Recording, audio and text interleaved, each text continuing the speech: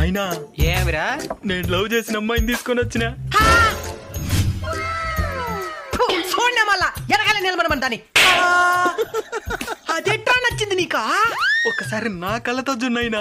పీకి చూస్తా. అయినా దాన్ని ఏ కులమో కూడా తెలియకుండా ఎట్లా పెళ్లి చేసుకుంటావా? మన కులం కాదు నైనా. మన కులం కదా పుడిచింది, పరువు మొత్తం గంగలో కలుసుకొని పుడిచింది. మన కులపోలంతా ఏమనుకుంటారో ఒక్కసారి ఆలోచించినావా? సరే బేబీ పద, నిన్ను మీ బంగ్లాలో వదిలేస్తాను. అమ్మాయి కోటీశ్వరరాలు. ఇంకా ఎందుకమ్మ నిలబడుకొని ఉంటావు? కూర్చో తల్లి. మన కులం కాదు కదా నైనా.